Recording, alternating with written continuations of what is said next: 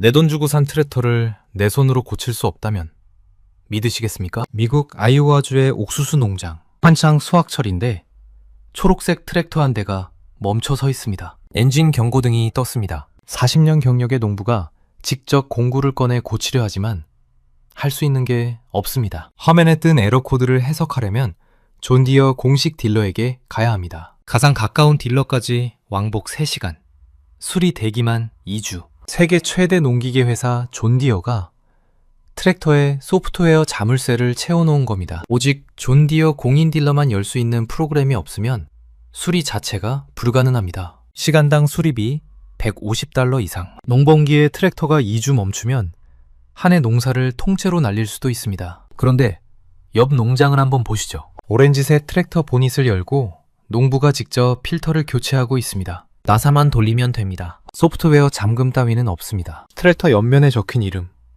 키오티. 한국에서 온 트랙터입니다. 같은 들판, 같은 고장인데 한쪽은 2주를 기다리고 한쪽은 30분 만에 밭으로 돌아갑니다. 바로 이 틈을 한국 트랙터가 파고들었습니다. 대동 키오티, TYM, LSM 트론, 대미 수출액 51% 폭증, 북미 딜러 만족도 전체 1위. 가격은 존디어의 절반인데 성능과 만족도는 오히려 앞서고 있습니다. 188년 역사의 미국 농기계 제왕이 흔들리고 있습니다. 도대체 한국 트랙터는 어떻게 존디어의 텃밭을 점령하기 시작한 걸까요? 오늘 영상에서는 3가지를 다뤄보겠습니다. 첫째, 존디어가 어떻게 자기 고객을 적으로 만들었는지. 둘째, 한국 트랙터가 미국 농민의 마음을 사로잡은 진짜 비결은 무엇인지. 셋째, 이 변화가 대한민국 경제에 어떤 의미인지. 이 영상을 다 보시고 나면 미국 농업의 판도가 왜 뒤집히고 있는지, 그리고 K-트랙터가 K-반도체와 K-배터리를 잇는 새로운 수출 영웅이 될 수 있는지 누구나 쉽게 이해하실 수 있을 겁니다. 그럼 바로 시작하겠습니다. 이제부터가 진짜입니다. 구독 안 하신 분들 지금 눌러주시면 감사하겠습니다. 놓치면 아까운 내용 계속합니다. 먼저 이 현상이 얼마나 심각한지부터 짚어보겠습니다. 이건 단순히 싼 트랙터가 잘 팔리는 이야기가 아닙니다. 미국 농업은 지금 수리할 권리를 둘러싼 전쟁 중입니다. 2025년 1월 15일 미국 연방거래위원회, 줄여서 FTC가 존디어를 상대로 반독점 소송을 제기했습니다. 일리노이주와 미네소타주가 먼저 합류했고 뒤이어 애리조나, 미시간, 위스콘신까지 총 5개 주가 합세했습니다. 세계 최대 농기계 회사를 연방정부가 법정에 세운 겁니다. 소송 이유가 뭘까요? 존디어가 수리 시장을 불법으로 독점하고 있다는 겁니다. 누구나 쉽게 이해할 수 있도록 설명해 드리겠습니다. 요즘 트랙터는 자동차처럼 내부에 컴퓨터가 들어가 있습니다. 엔진 제어 장치라고 하는데요. 이 컴퓨터가 트랙터의 모든 걸 관리합니다. 문제는 존디어가 이 컴퓨터에 디지털 자물쇠를 걸어놨다는 겁니다. 농부가 간단한 센서를 교체하거나 필터를 바꿔도 존디어가 만든 전용 프로그램, 서비스 어드바이저로 잠금을 해제해야 합니다. 그런데 이 프로그램은 오직 존디어 공식 딜러에게만 제공됩니다. 이걸 우리 생활에 비유하면 이렇습니다. 여러분이 2억짜리 자동차를 샀는데 와이퍼 고무 하나를 교체하려 해도 반드시 제조사 공식 서비스 센터에 가야 하는 겁니다. 그런데 그 서비스 센터가 차로 왕복 3시간 거리에 있고 예약 대기가 2주입니다. 동네 정비소에 가면 안 되냐고요? 안 됩니다. 제조사 프로그램으로 잠금을 풀어야 하니까요. 와이퍼 고무 교체에 시간당 20만 원 넘는 공임이 붙습니다. 이런 상황이 2억짜리 트랙터에서 수확철 딱 2주 안에 농사를 끝내야 하는 농구에게 벌어지고 있는 겁니다. 이게 왜 이렇게 심각하냐면요. 미국 농업은 타이밍 싸움이거든요. 옥수수든 미르든 대두든 파종 시기를 놓치면 수확량이 크게 줄어듭니다. 트랙터가 고장나서 2주를 기다리면 그건 단순히 수리비 문제가 아니라 한 해 수입 전체가 흔들리는 겁니다. FTC 소장에 따르면 존디어 수리되기 때문에 제때 파종이나 수확을 하지 못한 농부들의 피해가 속출하고 있습니다. 그런데 여기서 더 충격적인 사실이 있습니다. FTC가 밝힌 존디어의 수리 소프트웨어 시장 점유율 100%입니다. 100%요? 독점이라는 표현도 부족할 정도입니다. 존디어 트랙터를 산 순간부터 수리시장에서 선택지가 아예 없는 겁니다. 공식 딜러 한 곳에만 목숨을 걸어야 하는 구조입니다. 정리하면 이렇습니다. 이건 단순히 수리비가 비싸다는 이야기가 아닙니다. 188년 역사의 세계 최대 농기계 회사가 기술을 무기로 고객을 가두는 구조를 만들었고 그 구조에 균열이 생기기 시작한 겁니다. 그리고 그 균열 사이로 파고든 게 바로 한국 트랙터입니다. 하지만 숫자를 직접 보시면 이 변화가 얼마나 압도적인지 더 실감하실 겁니다. 숫자는 거짓말을 하지 않습니다. 수출입 통계에 따르면 2024년 12월부터 2025년 11월까지 한국 트랙터의 대미 수출액은 약 6억 1천만 달러입니다. 우리 돈으로 약 8,900억 원 규모죠. 전년 대비 무려 51.1%가 뛰었습니다. 여기서 놀라운 점이 있습니다. 같은 시기 북미 트랙터 시장 전체는 오히려 14% 넘게 줄어들었습니다. 시장의 파이 자체는 작아지고 있는데 한국만 폭발적으로 성장하고 있다는 뜻입니다. 줄어드는 시장에서 혼자 폭발하는 거, 이건 보통 일이 아닙니다. 체감이 잘 안 되실 수 있으니 비교해 보겠습니다. 8,900억 원이면 한국이 미국에 수출하는 라면 전체 금액보다 큰 규모입니다. 트랙터 한 대 가격이 수천만 원에서 수억 원인 걸 감안하면 매일매일 수십 대의 한국 트랙터가 미국 항구에 내리고 있다는 이야기입니다. 가격을 직접 비교하면 경쟁력이 더 선명하게 보입니다. 미국 최대 농기계 거래 사이트 트랙터하우스닷컴 기준으로 비슷한 마력대의 트랙터를 비교해 보겠습니다. TOT HX 시리즈나 TYM T130의 가격은 약 8만 9천 달러에서 11만 5천 달러 사이입니다. 우리 돈으로 약 1억 3천만 원에서 1억 7천만 원 정도죠. 반면 존디어 6R 130의 가격은 14만 2천 달러에서 무려 22만 3천 달러까지 올라갑니다. 우리 돈으로 2억 원에서 3억 2천만 원입니다. 비슷한 마력인데 가격 차이가 최대 2배 가까이 벌어지는 겁니다. 가격만 싸면 의미 없죠. 품질은 어떨까요? 2025년 8월 북미 장비딜러 협회 네이다가 발표한 딜러 만족도 조사 결과가 있습니다. 네이다는 북미 전역 약 4,000개 딜러가 가입된 업계 최대 협회입니다. 여기서 매년 트랙터 제조사를 12개 항목으로 평가하는데요. 한국의 TYM이 트랙터 부문 전체 1위를 차지했습니다. 7점 만점에 평균 5.38점, 경쟁사 평균 4.24점을 1점 이상 앞섰습니다. 12개 평가 항목 중 무려 9개 항목에서 1위 또는 2위를 기록했습니다. 존디어도 쿠보타도 야마도 아닌 한국의 TYM이 미국과 캐나다 딜러들한테 가장 높은 점수를 받은 겁니다. KOT도 빠질 수 없습니다. KOT는 업계 최장 수준인 6년 파워트레인 보증을 내걸었습니다. 파워트레인이란 엔진, 변속기, 최종 그동축까지 트랙터의 심장과 뼈대를 모두 포함하는 핵심 부품입니다. 이걸 6년 동안 무상으로 보증한다는 건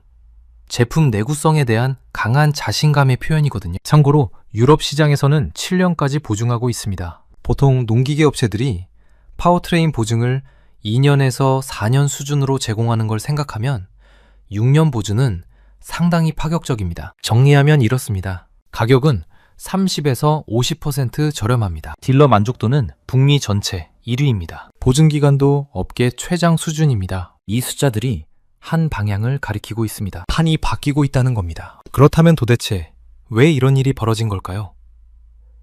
표면적으로는 가격 차이처럼 보이지만 진짜 원인은 훨씬 더 깊은 곳에 있습니다. 첫 번째이자 가장 근본적인 원인입니다. 존 디어의 보이지 않는 수익 엔진. 존 디어는 단순히 트랙터를 파는 회사가 아닙니다. 트랙터를 팔고 나서 더 큰 돈을 벌어들이는 구조를 만든 회사입니다. 어떻게 가능할까요?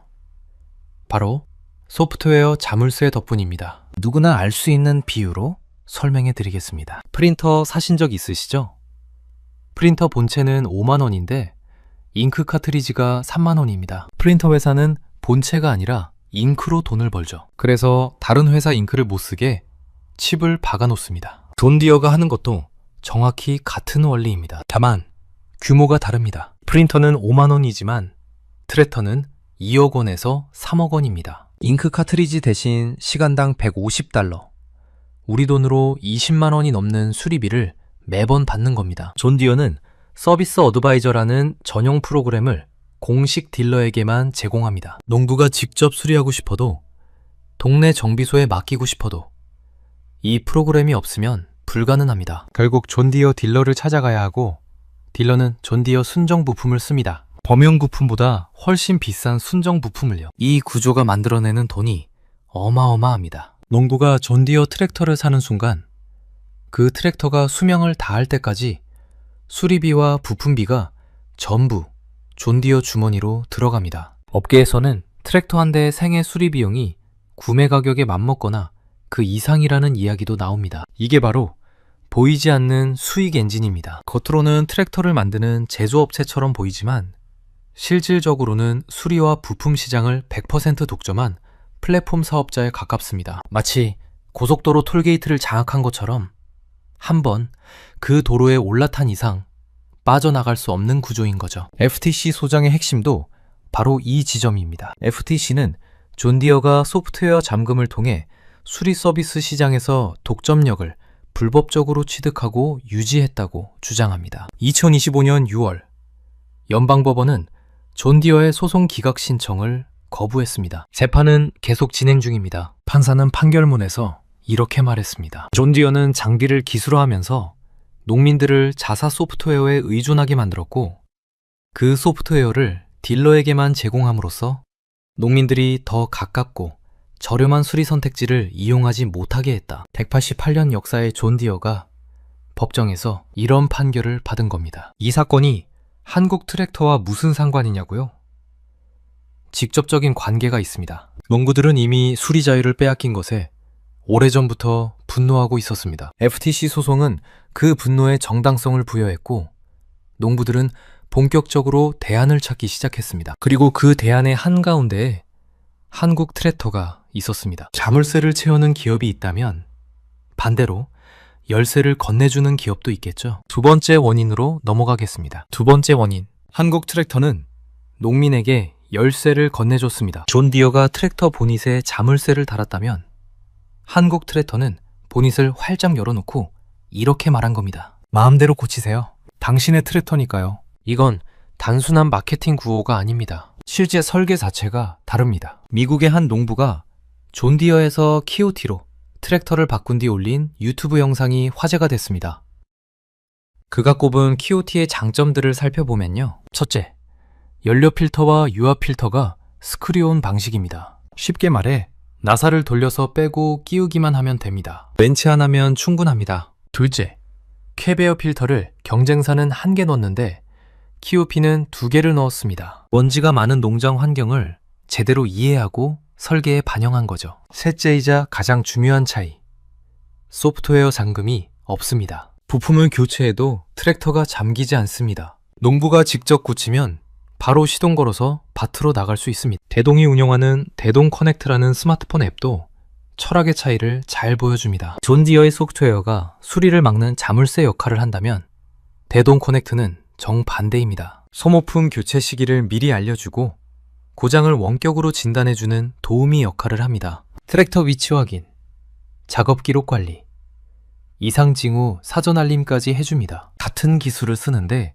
쓰임새가 정반대인 거죠. 기술을 고객을 가두는 데 쓰느냐, 고객을 돕는 데 쓰느냐, 이 한 끗 차이가 지금 미국 농기계 시장에 판도를 바꾸고 있는 겁니다. 이런 개방적인 정비 철학이 미국 농촌에서 입소문을 탔습니다. 미국 농촌 커뮤니티는 우리가 생각하는 것보다 훨씬 단단합니다. 옆 농장 주인이 쓰는 트랙터가 좋다고 하면 교회에서 만나는 이웃 3명이 다음 주에 딜러를 찾아갑니다. 트랙터 바이넷 같은 농부 온라인 포럼에서도 한국 트랙터에 대한 긍정적인 후기가 빠르게 퍼지고 있습니다. 키오티가 6년 파워트레인 보증을 자신있게 내걸 수 있는 이유도 여기에 있습니다. 자가 정비가 가능한 개방형 구조이기 때문에 보증에 따른 리스크가 상대적으로 낮은 겁니다. 고객이 직접 관리하면 기계가 더 오래 가거든요. 이건 존 디어식 자물쇠 모델과 완전히 반대되는 발상이죠. 결과적으로 TYM은 2025년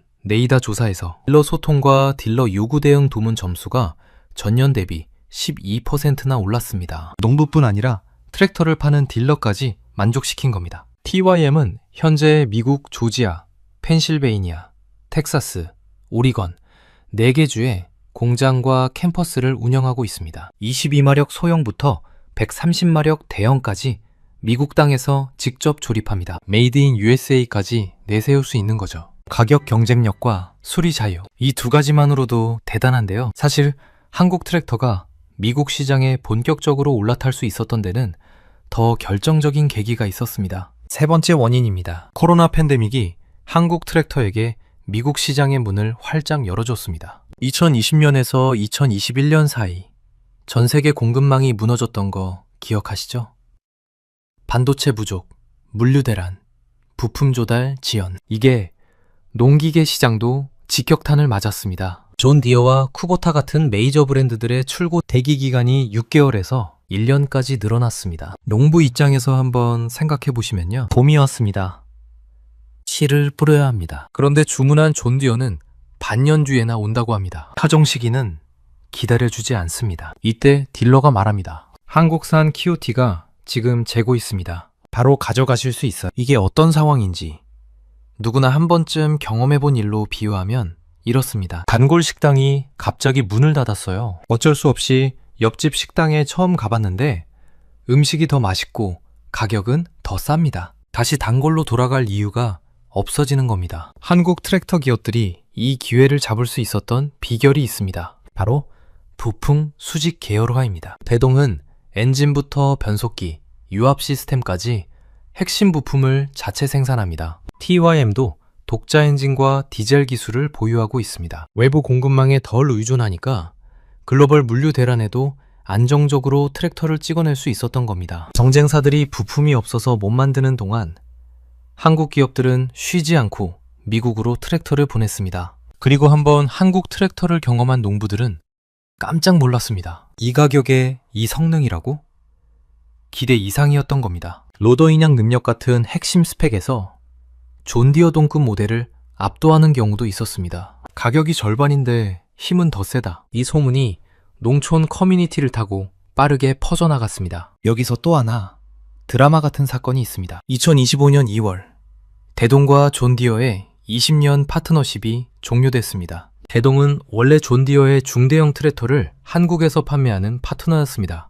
2004년부터 20년간 이어진 관계였죠. 그런데 대동이 자체 대형 트랙터 HX 시리즈를 성공적으로 출시하면서 더 이상 존 디어가 필요 없어진 겁니다. 대동 측은 이렇게 밝혔습니다. 2021년부터 100마력 이상 자체 모델을 적극 판매해왔고 충분한 경쟁력을 확보했다고요. 과거에 트랙터를 납품받아 팔던 파트너가 이제 같은 시장에서 맞서는 경쟁자가 된 겁니다. 이 반전이 이 이야기에서 가장 드라마틱한 장면 중 하나입니다. 하지만 한국 트랙터의 진짜 무서운 카드는 아직 등장하지 않았습니다. 네 번째 원인이 바로 그 카드입니다. 네 번째 원인입니다. 한국 트랙터가 싸기만 한 것에서 기술까지 앞서는 것으로 위상이 바뀌고 있습니다. 대동은 2026년 상반기 세계 최초로 GPS 없이 카메라만으로 농경지를 인식해 무인 작업하는 레벨 4 자율주행 트랙터를 출시할 계획입니다. 레벨 4가 뭔지 간단히 설명드리겠습니다. 한국 정부 기준으로 농기계 자율주행은 레벨 0부터 4까지 5단계로 나뉩니다. 레벨 0은 원격 조종, 레벨 1은 직진 자동 조향, 레벨 2는 경로 따라 자율주행, 레벨 3은 스스로 작업까지는 자율운전입니다. 그리고 레벨 4는 운전석에 사람이 아예 없어도 트랙터가 혼자서 밭을 갈고 장애물을 피하고 작업을 완료하는 완전 무인 자율주행입니다. 대동은 이미 레벨 3 자율주행 트랙터를 한국에서 상용화했고 지금 레벨 4를 향해 달리고 있는 겁니다. 여기서 기술적으로 주목할 부분이 있습니다. 보통 자율주행 농기계는 GPS와 위성 보정 시스템에 의존합니다. 하지만 대동의 새 시스템은 카메라와 인공지능 비전으로 작동합니다. 이게 왜 중요하냐면요. GPS 신호가 약한 산간 지역이나 온실 같은 실내 환경에서도 작동할 수 있다는 뜻이거든요. 대동 AI 연구소 발표에 따르면 이 시스템은 토양 상태를 실시간으로 분석해서 작업 시간을 최대 30% 줄이고 연료 효율을 15% 개선하는 것을 목표로 하고 있습니다. 사람이 운전할 때보다 AI가 운전할 때 더 효율적이라는 겁니다. LSM 트론도 이미 실전에서 성과를 증명하고 있습니다. LSM 트론의 자율주행 트랙터 MT7 스마트랙은 실제 농업 현장에서 작업 시간을 17% 단축하고 수확량을 8% 증대시키는 경제적 효과를 보여줬습니다. 17%면 하루 10시간 일하던 농부가 8시간 반만 일해도 같은 결과를 낸다는 뜻입니다. 남는 1시간 반 동안 다른 일을 할 수 있는 거죠. TYM의 플래그십 모델 T130도 빼놓을 수 없습니다. 130마력의 독일 도이치 엔진과 보쉬 유압 시스템을 탑재했습니다. 10.1인치 터치 스크린으로 트랙터 상태를 한눈에 확인하고 스마트 키로 시동을 겁니다. 농구들 사이에서 트랙터 위에 스마트 오피스를 올려놓은 것 같다는 평가를 받고 있습니다. 이 트랙터 가격이 존디어 동급 모델의 절반 수준입니다. 이게 왜 무서운지 비유로 설명해 드리겠습니다. 2000년대 초반을 떠올려 보시면요. 일본 폴더폰이 세계를 지배하고 있었습니다. 그때 한국 스마트폰이 등장했죠. 처음에는 성능 괜찮아? 라고 의심했지만 직접 써보면 훨씬 똑똑하고 가격은 합리적이었습니다. 한번 갈아타면 다시 돌아가기 어렵죠. 한국 트랙터가 지금 정확히 그 단계에 들어서고 있습니다. 더구나 한국 트랙터의 자율주행 기능은 경쟁사 옵션 가격의 5에서 10% 수준의 추가 비용만으로 제공됩니다. 존디어 같은 메이저 브랜드가 자율주행을 고가, 프리미엄 옵션으로 파는 반면 한국 기업들은 핵심 기술을 합리적인 가격에 보급하는 전략을 택한 겁니다. 이 패턴 어디서 많이 본 것 같지 않으신가요? 시계 바늘을 1970년대로 돌려보겠습니다. 당시 미국 자동차 시장을 지배하던 건 GM, 포드, 크라이슬러, 빅3였습니다. 아무도 일본 차를 심각하게 받아들이지 않았습니다. 작고 조용한 장난감 같은 차라고 비웃었죠. 그런데 1973년 석유 파동이 터졌습니다. 기름값이 치솟자 미국 소비자들은 처음으로 연비를 따지기 시작했습니다. 토요타와 혼다가 파고든 게 바로 이 틈새였습니다. 처음에는 싸지만 그럭저럭 탈만한 차로 시작했습니다. 10년이 지나자 품질까지 미국 차를 앞섰습니다. 20년이 지나자 렉서스라는 프리미엄 브랜드까지 만들어 시장을 지배했습니다. 2008년 토요타는 GM을 제치고 세계 1위 자동차 기업이 됐습니다. 지금 한국 트랙터가 걷고 있는 길이 소름 끼칠 정도로 비슷합니다. 정리해볼까요? 1970년대 일본 차는 석유 파동이라는 위기 속에서 연비라는 무기로 미국 시장에 진입했습니다. 2020년대 한국 트랙터는 수리권리 분쟁이라는 위기 속에서 개방형 정비라는 무기로 미국 시장에 진입했습니다. 일본 차는 처음에 싸지만 괜찮은 차로 인식됐다가 기술력을 입증하며 프리미엄으로 올라갔습니다. 한국 트랙터도 처음에는 싸지만 쓸만한 기계로 인식됐다가 자율주행 기술과 딜러 만족도 1위로 인식을 바꿔가고 있습니다. 그런데 한 가지 차이가 있습니다. 속도입니다. 일본 차가 장난감에서 세계 1위로 올라가는데 약 35년이 걸렸습니다. 한국 트랙터는 팬데믹을 계기로 본격 확장을 시작한 지 불과 5년 만에 딜러러 만족도 1위, 수출 51% 성장, 자율주행 기술 세계 선두라는 성과를 냈습니다. 디지털 시대에는 시장의 판이 바뀌는 속도도 빨라지는 겁니다. 법적 환경도 한국 트랙터에게 유리하게 돌아가고 있습니다. FTC와 존디어의 소송은 2025년 6월 연방법원이 존디어의 기각 신청을 거부하면서 본격적인 재판 단계로 들어갔습니다. 흥미로운 건 이 소송이 바이든 행정부 마지막 날에 3대2로 가결됐는데 트럼프 행정부에서도 계속 진행되고 있다는 점입니다. 공화당이든 민주당이든 농구의 수리 권리는 미국 사회의 공감대가 되고 있는 겁니다. 콜로라도를 비롯한 여러 주에서는 별도의 수리 권리 법안도 통과시키고 있습니다. 존디어의 폐쇄적 모델에 대한 사회적 압박은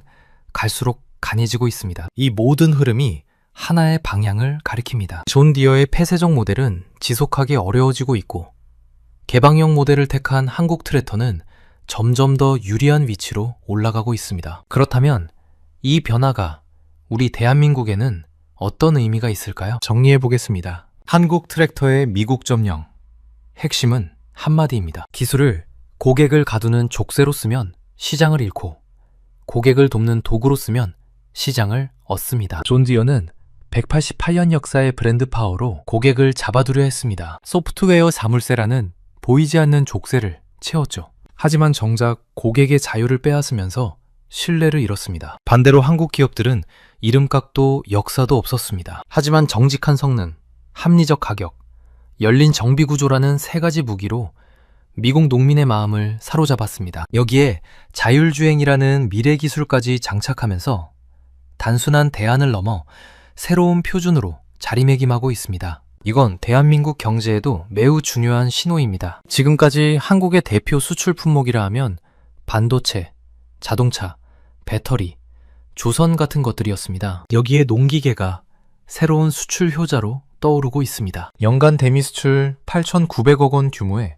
성장률 51%. 이 추세가 이어진다면 K-트랙터는 K-반도체, K-배터리에 이은 새로운 수출 영웅이 될 잠재력을 충분히 가지고 있습니다. 앞으로 주목하시면 좋을 포인트를 정리해드리겠습니다. 첫째, FTC와 존디어 소송의 결과입니다. 존디어가 패소하면 수리시장이 개방되면서 오히려 한국 트랙터의 가장 큰 차별점 중 하나가 약해질 수 있습니다. 하지만 반대로 소송이 오래 끌릴수록 존디어에 대한 불신은 깊어지고 한국 트랙터에게는 시장을 더 넓힐 시간이 주어집니다. 둘째, 자율주행 상용화 속도입니다. 대동이 2026년 상반기 레벨 4 자율주행 트랙터를 예정대로 출시할 수 있는지가 핵심 관전 포인트입니다. 성공한다면 한국은 농기계 자율주행 분야에서 세계 최초라는 타이틀을 거머쥐게 됩니다. 셋째, 관세 변수도 살펴보시면 좋겠습니다. 미국의 통상정책 변화에 따라 한국 트랙터에 추가 관세가 부과될 가능성은 항상 존재합니다. 다만 TYM처럼 미국 내 현지 생산을 확대하는 기업은 이 리스크를 줄여나가고 있습니다. LSM 트론도 미국 노스캐롤라이나에 거점을 두고 있고요. 넷째, 한국 농기계 관련 기업들의 움직임도 눈여겨보시면 좋겠습니다. 대동, TYM, LSM 트론 모두 상장 기업입니다. 수출 성장률, 북미 시장 점유율 변화, 자율주행 기술 일정 등이 앞으로 중요한 관전 포인트가 될 수 있습니다. 물론 투자는 개인의 판단과 책임이 따르는 영역이니 참고 정보로만 활용하시길 권해드립니다. 마지막으로 이 이야기에서 우리가 가져갈 교훈은 이겁니다. 기술은 고객의 편에 서야 합니다. 고객을 가두는 기술은 결국 반드시 반발을 불러옵니다. 188년 역사의 존디어도 예외가 아니었습니다. 반대로 고객의 자유를 존중하는 기술은 이름도 없던 브랜드를 세계적인 경쟁자로 만들어줍니다. 대동, TYM, LSM 트론이 지금 바로 그걸 증명하고 있습니다. 가물쇠를 채운 기업은 시장을 잃고 있고 열쇠를 건넨 기업은 시장을 얻고 있습니다. 여러분은 한국 트랙터의 미국 시장 점령에 대해 어떻게 생각하시나요? K-트랙터가 K-반도체, K-배터리를 잇는 다음 수출 영웅이 될 수 있을지 아니면 아직 넘어야 할 산이 더 많다고 보시는지 여러분의 생각을 댓글로 공유해 주시면 감사하겠습니다. 오늘 영상은 여기까지입니다. 긴 영상 끝까지 시청해 주셔서 정말 감사합니다. 구독과 좋아요 한 번씩만 눌러주시면 정말 크나큰 도움이 됩니다. 내 돈 주고 산 트랙터를 내 손으로 고칠 수 없다면 믿으시겠습니까? 미국 아이오와주의 옥수수 농장 한창 수확철인데 초록색 트랙터 한 대가 멈춰 서 있습니다. 엔진 경고등이 떴습니다. 40년 경력의 농부가 직접 공구를 꺼내 고치려 하지만 할 수 있는 게 없습니다. 화면에 뜬 에러 코드를 해석하려면 존디어 공식 딜러에게 가야 합니다. 가장 가까운 딜러까지 왕복 3시간, 수리 대기만 2주. 세계 최대 농기계 회사 존디어가 트랙터에 소프트웨어 자물쇠를 채워놓은 겁니다. 오직 존디어 공인 딜러만 열 수 있는 프로그램이 없으면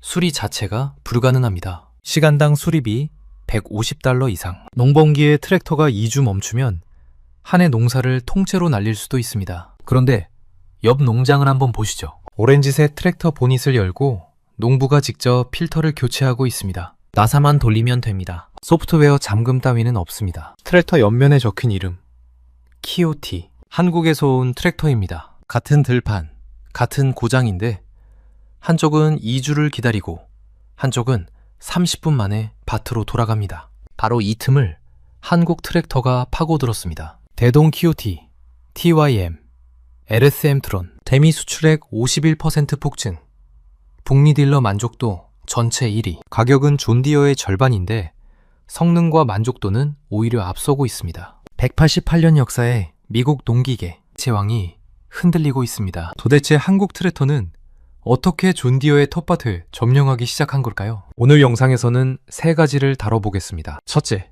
존 디어가 어떻게 자기 고객을 적으로 만들었는지. 둘째, 한국 트랙터가 미국 농민의 마음을 사로잡은 진짜 비결은 무엇인지. 셋째, 이 변화가 대한민국 경제에 어떤 의미인지. 이 영상을 다 보시고 나면 미국 농업의 판도가 왜 뒤집히고 있는지, 그리고 K-트랙터가 K-반도체와 K-배터리를 잇는 새로운 수출 영웅이 될 수 있는지 누구나 쉽게 이해하실 수 있을 겁니다. 그럼 바로 시작하겠습니다. 이제부터가 진짜입니다. 구독 안 하신 분들 지금 눌러주시면 감사하겠습니다. 놓치면 아까운 내용 계속합니다. 먼저 이 현상이 얼마나 심각한지부터 짚어보겠습니다. 이건 단순히 싼 트랙터가 잘 팔리는 이야기가 아닙니다. 미국 농업은 지금 수리할 권리를 둘러싼 전쟁 중입니다. 2025년 1월 15일 미국 연방거래위원회, 줄여서 FTC가 존 디어를 상대로 반독점 소송을 제기했습니다. 일리노이주와 미네소타주가 먼저 합류했고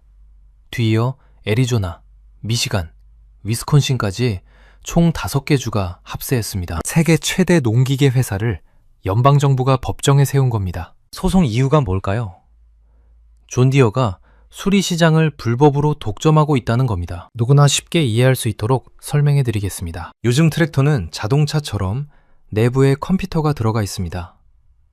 엔진 제어 장치라고 하는데요. 이 컴퓨터가 트랙터의 모든 걸 관리합니다. 문제는 존 디어가 이 컴퓨터에 디지털 자물쇠를 걸어놨다는 겁니다. 농부가 간단한 센서를 교체하거나 필터를 바꿔도 존 디어가 만든 전용 프로그램, 서비스 어드바이저로 잠금을 해제해야 합니다. 그런데 이 프로그램은 오직 존 디어 공식 딜러에게만 제공됩니다. 이걸 우리 생활에 비유하면 이렇습니다. 여러분이 2억짜리 자동차를 샀는데 와이퍼 고무 하나를 교체하려 해도 반드시 제조사 공식 서비스 센터에 가야 하는 겁니다. 그런데 그 서비스 센터가 차로 왕복 3시간 거리에 있고 예약 대기가 2주입니다. 동네 정비소에 가면 안 되냐고요?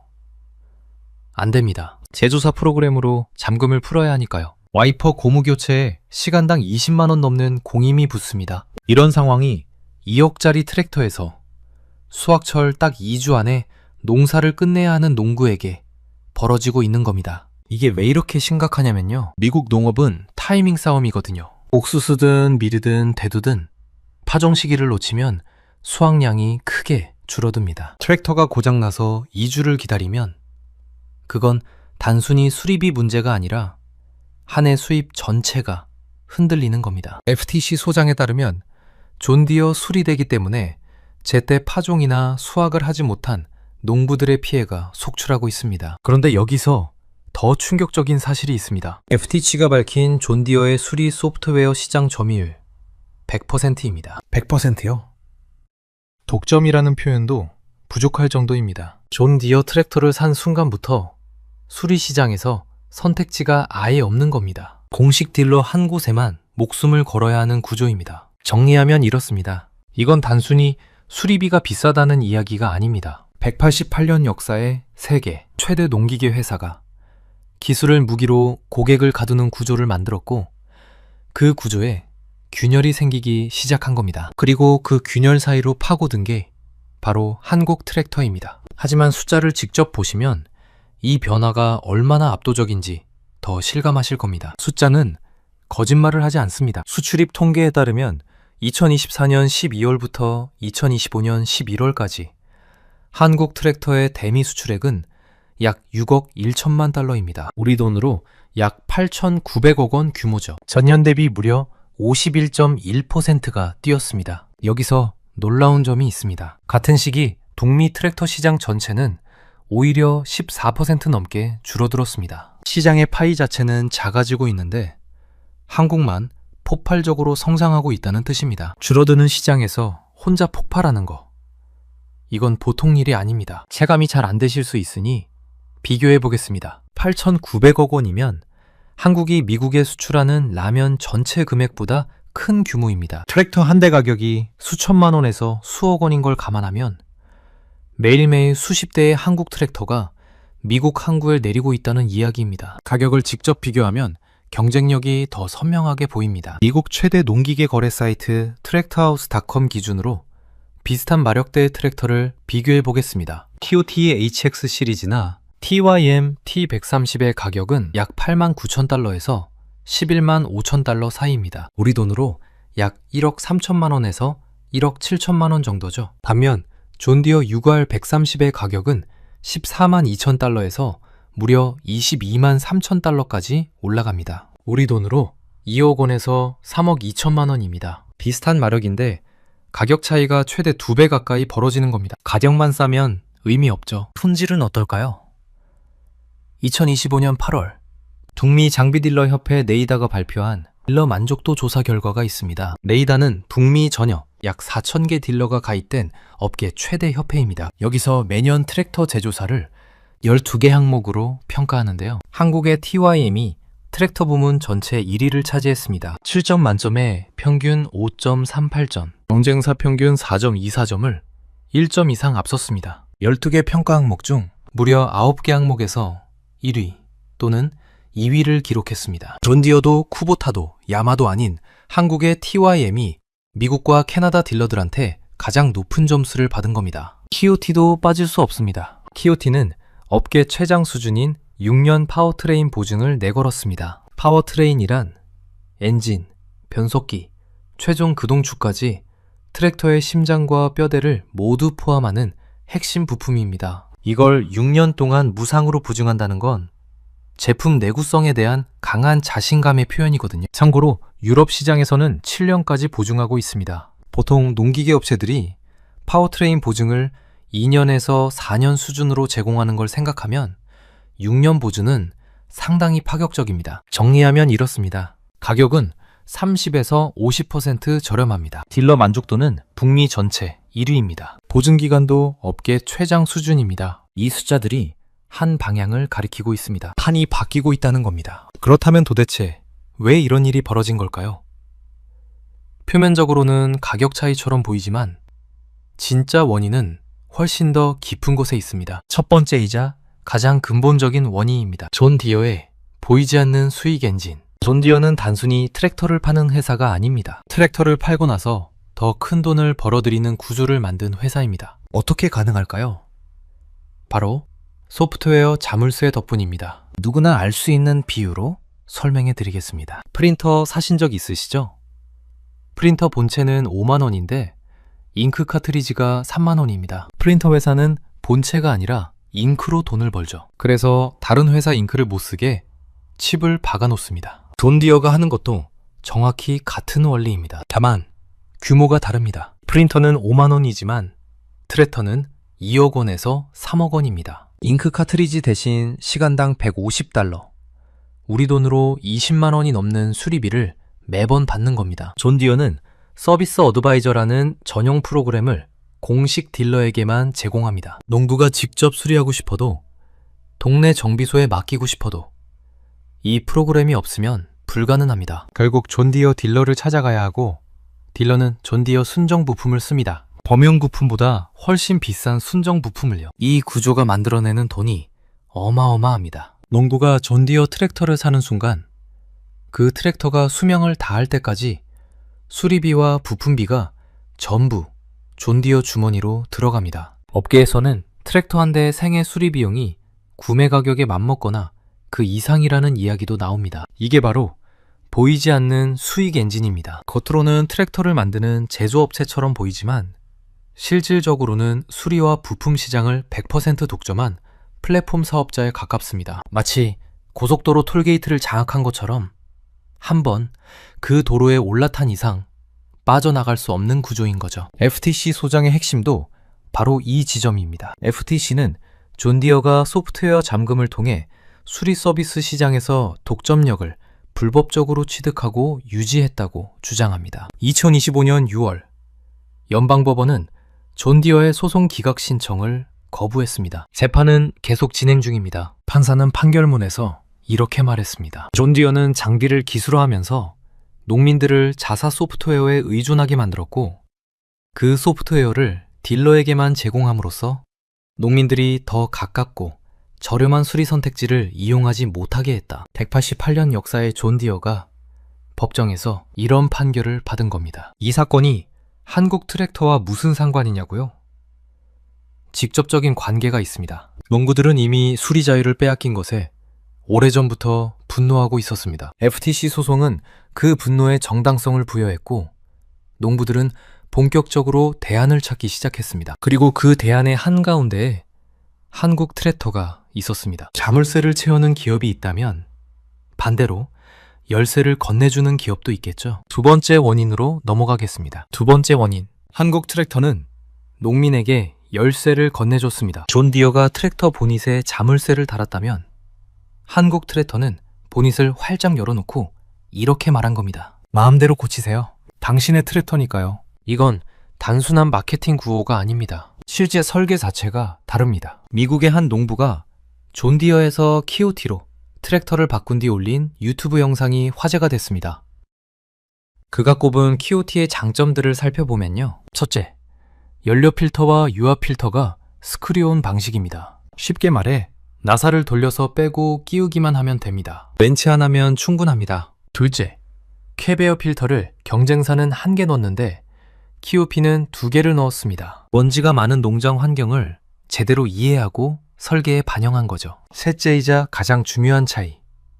소프트웨어 잠금이 없습니다. 부품을 교체해도 트랙터가 잠기지 않습니다. 농부가 직접 고치면 바로 시동 걸어서 밭으로 나갈 수 있습니다. 대동이 운영하는 대동 커넥트라는 스마트폰 앱도 철학의 차이를 잘 보여줍니다. 존 디어의 소프트웨어가 수리를 막는 자물쇠 역할을 한다면 대동 커넥트는 정반대입니다. 소모품 교체 시기를 미리 알려주고 고장을 원격으로 진단해주는 도우미 역할을 합니다. 트랙터 위치 확인, 작업 기록 관리, 이상 징후 사전 알림까지 해줍니다. 같은 기술을 쓰는데 쓰임새가 정반대인 거죠. 기술을 고객을 가두는 데 쓰느냐, 고객을 돕는 데 쓰느냐. 이 한 끗 차이가 지금 미국 농기계 시장에 판도를 바꾸고 있는 겁니다. 이런 개방적인 정비 철학이 미국 농촌에서 입소문을 탔습니다. 미국 농촌 커뮤니티는 우리가 생각하는 것보다 훨씬 단단합니다. 옆 농장 주인이 쓰는 트랙터가 좋다고 하면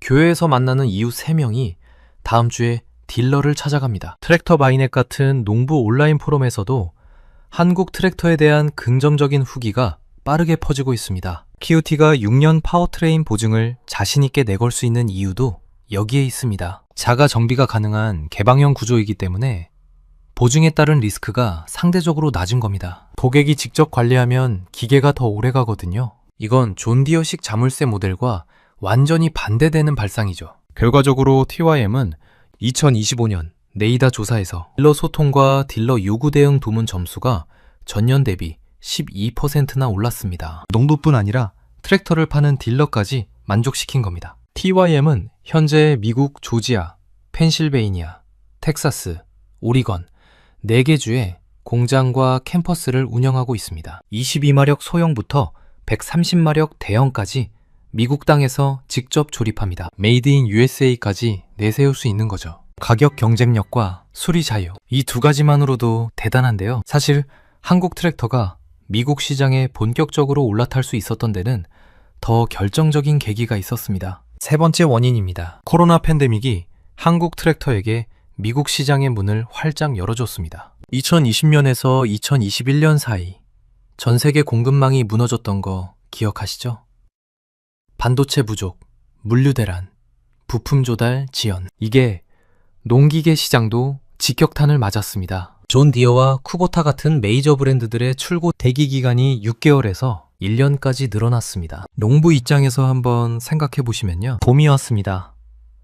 씨를 뿌려야 합니다. 그런데 주문한 존 디어는 반년 뒤에나 온다고 합니다. 차종 시기는 기다려주지 않습니다. 이때 딜러가 말합니다. 한국산 키오티가 지금 재고 있습니다. 바로 가져가실 수 있어요. 이게 어떤 상황인지 누구나 한 번쯤 경험해본 일로 비유하면 이렇습니다. 단골 식당이 갑자기 문을 닫았어요. 어쩔 수 없이 옆집 식당에 처음 가봤는데 음식이 더 맛있고 가격은 더 쌉니다. 다시 단골로 돌아갈 이유가 없어지는 겁니다. 한국 트랙터 기업들이 이 기회를 잡을 수 있었던 비결이 있습니다. 바로 부품 수직 계열화입니다. 대동은 엔진부터 변속기, 유압 시스템까지 핵심 부품을 자체 생산합니다. TYM도 독자 엔진과 디젤 기술을 보유하고 있습니다. 외부 공급망에 덜 의존하니까 글로벌 물류 대란에도 안정적으로 트랙터를 찍어낼 수 있었던 겁니다. 경쟁사들이 부품이 없어서 못 만드는 동안 한국 기업들은 쉬지 않고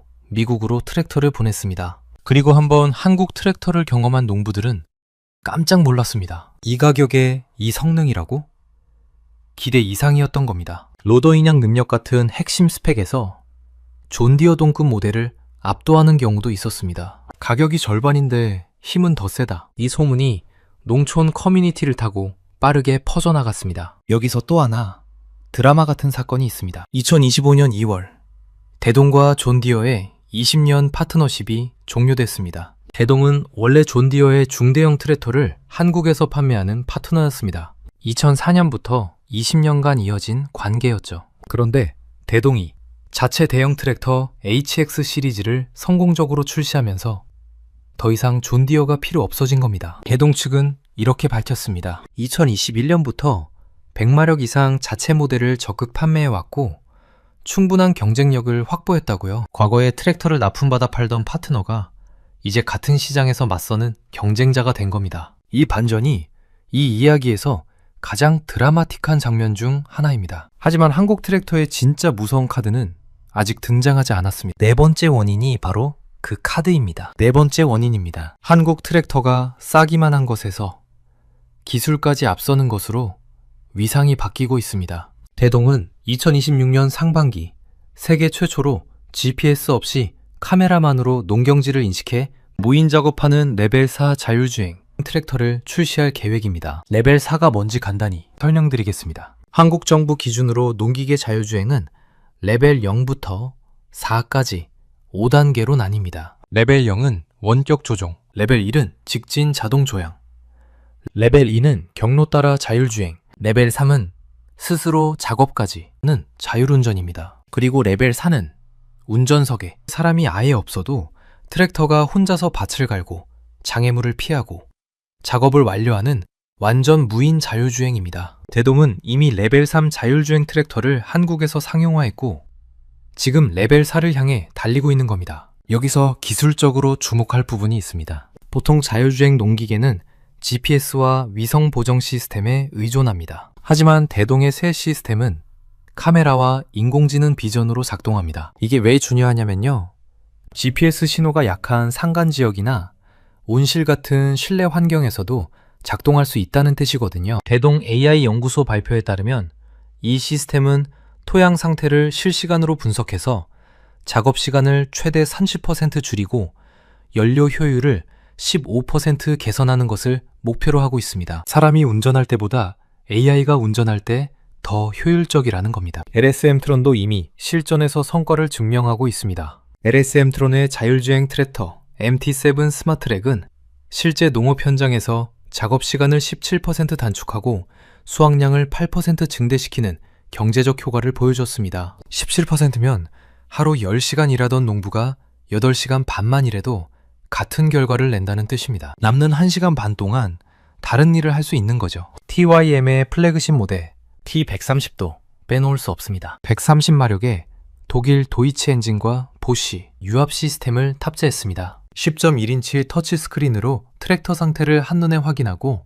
스마트 키로 시동을 겁니다. 농구들 사이에서 트랙터 위에 스마트 오피스를 올려놓은 것 같다는 평가를 받고 있습니다. 이 트랙터 가격이 존디어 동급 모델의 절반 수준입니다. 이게 왜 무서운지 비유로 설명해 드리겠습니다. 2000년대 초반을 떠올려 보시면요. 일본 폴더폰이 세계를 지배하고 있었습니다. 그때 한국 스마트폰이 등장했죠. 처음에는 성능 괜찮아? 라고 의심했지만 직접 써보면 훨씬 똑똑하고 가격은 합리적이었습니다. 한번 갈아타면 다시 돌아가기 어렵죠. 한국 트랙터가 지금 정확히 그 단계에 들어서고 있습니다. 더구나 한국 트랙터의 자율주행 기능은 경쟁사 옵션 가격의 5에서 10% 수준의 추가 비용만으로 제공됩니다. 존디어 같은 메이저 브랜드가 자율주행을 고가, 프리미엄 옵션으로 파는 반면 한국 기업들은 핵심 기술을 합리적인 가격에 보급하는 전략을 택한 겁니다. 이 패턴, 어디서 많이 본 것 같지 않으신가요? 시계 바늘을 1970년대로 돌려보겠습니다. 당시 미국 자동차 시장을 지배하던 건 GM, 포드, 크라이슬러, 빅3였습니다. 아무도 일본 차를 심각하게 받아들이지 않았습니다. 작고 조용한 장난감 같은 차라고 비웃었죠. 그런데 1973년 석유 파동이 터졌습니다. 기름값이 치솟자 미국 소비자들은 처음으로 연비를 따지기 시작했습니다. 토요타와 혼다가 파고든 게 바로 이 틈새였습니다. 처음에는 싸지만 그럭저럭 탈만한 차로 시작했습니다. 10년이 지나자 품질까지 미국 차를 앞섰습니다. 20년이 지나자 렉서스라는 프리미엄 브랜드까지 만들어 시장을 지배했습니다. 2008년 토요타는 GM을 제치고 세계 1위 자동차 기업이 됐습니다. 지금 한국 트랙터가 걷고 있는 길이 소름 끼칠 정도로 비슷합니다. 정리해 볼까요? 1970년대 일본 차는 석유 파동이라는 위기 속에서 연비라는 무기로 미국 시장에 진입했습니다. 2020년대 한국 트랙터는 수리권리 분쟁이라는 위기 속에서 개방형 정비라는 무기로 미국 시장에 진입했습니다. 일본 차는 처음에 싸지만 괜찮은 차로 인식됐다가 기술력을 입증하며 프리미엄으로 올라갔습니다. 한국 트랙터도 처음에는 싸지만 쓸만한 기계로 인식됐다가 자율주행 기술과 딜러 만족도 1위로 인식을 바꿔가고 있습니다. 그런데 한 가지 차이가 있습니다. 속도입니다. 일본 차가 장난감에서 세계 1위로 올라가는데 약 35년이 걸렸습니다. 한국 트랙터는 팬데믹을 계기로 본격 확장을 시작한 지 불과 5년 만에 딜러러 만족도 1위, 수출 51% 성장, 자율주행 기술 세계 선두라는 성과를 냈습니다. 디지털 시대에는 시장의 판이 바뀌는 속도도 빨라지는 겁니다. 법적 환경도 한국 트랙터에게 유리하게 돌아가고 있습니다. FTC와 존 디어의 소송은 2025년 6월 연방법원이 존 디어의 기각 신청을 거부하면서 본격적인 재판 단계로 들어갔습니다. 흥미로운 건 이 소송이 바이든 행정부 마지막 날에 3대2로 가결됐는데 트럼프 행정부에서도 계속 진행되고 있다는 점입니다. 공화당이든 민주당이든 농구의 수리 권리는 미국 사회의 공감대가 되고 있는 겁니다. 콜로라도를 비롯한 여러 주에서는 별도의 수리 권리 법안도 통과시키고 있습니다. 존 디어의 폐쇄적 모델에 대한 사회적 압박은 갈수록 강해지고 있습니다. 이 모든 흐름이 하나의 방향을 가리킵니다. 존 디어의 폐쇄적 모델은 지속하기 어려워지고 있고 개방형 모델을 택한 한국 트랙터는 점점 더 유리한 위치로 올라가고 있습니다. 그렇다면 이 변화가 우리 대한민국에는 어떤 의미가 있을까요? 정리해 보겠습니다. 한국 트랙터의 미국 점령. 핵심은 한마디입니다. 기술을 고객을 가두는 족쇄로 쓰면 시장을 잃고 고객을 돕는 도구로 쓰면 시장을 얻습니다. 존 디어는 188년 역사의 브랜드 파워로 고객을 잡아두려 했습니다. 소프트웨어 자물쇠라는 보이지 않는 족쇄를 채웠죠. 하지만 정작 고객의 자유를 빼앗으면서 신뢰를 잃었습니다. 반대로 한국 기업들은 이름값도 역사도 없었습니다. 하지만 정직한 성능, 합리적 가격, 열린 정비 구조라는 세 가지 무기로 미국 농민의 마음을 사로잡았습니다. 여기에 자율주행이라는 미래 기술까지 장착하면서 단순한 대안을 넘어 새로운 표준으로 자리매김하고 있습니다. 이건 대한민국 경제에도 매우 중요한 신호입니다. 지금까지 한국의 대표 수출 품목이라 하면 반도체, 자동차, 배터리, 조선 같은 것들이었습니다. 여기에 농기계가 새로운 수출 효자로 떠오르고 있습니다. 연간 대미 수출 8,900억 원 규모의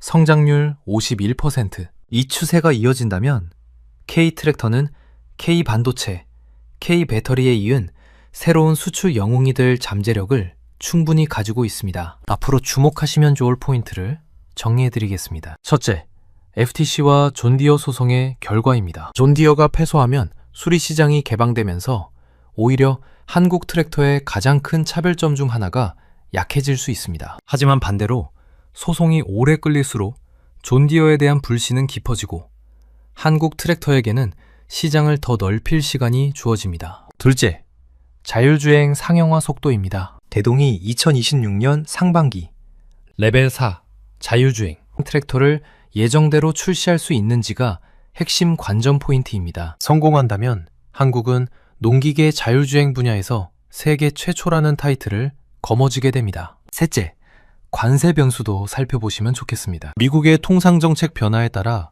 한국 트랙터에 추가 관세가 부과될 가능성은 항상 존재합니다. 다만 TYM처럼 미국 내 현지 생산을 확대하는 기업은 이 리스크를 줄여나가고 있습니다. LSM 트론도 미국 노스캐롤라이나에 거점을 두고 있고요. 넷째, 한국 농기계 관련 기업들의 움직임도 눈여겨보시면 좋겠습니다. 대동, TYM, LSM 트론 모두 상장 기업입니다. 수출 성장률, 북미 시장 점유율 변화, 자율주행 기술 일정 등이 앞으로 중요한 관전 포인트가 될 수 있습니다. 물론 투자는 개인의 판단과 책임이 따르는 영역이니 참고 정보로만 활용하시길 권해드립니다. 마지막으로 이 이야기에서 우리가 가져갈 교훈은 이겁니다. 기술은 고객의 편에 서야 합니다. 고객을 가두는 기술은 결국 반드시 반발을 불러옵니다. 188년 역사의 존 디어도 예외가 아니었습니다. 반대로 고객의 자유를 존중하는 기술은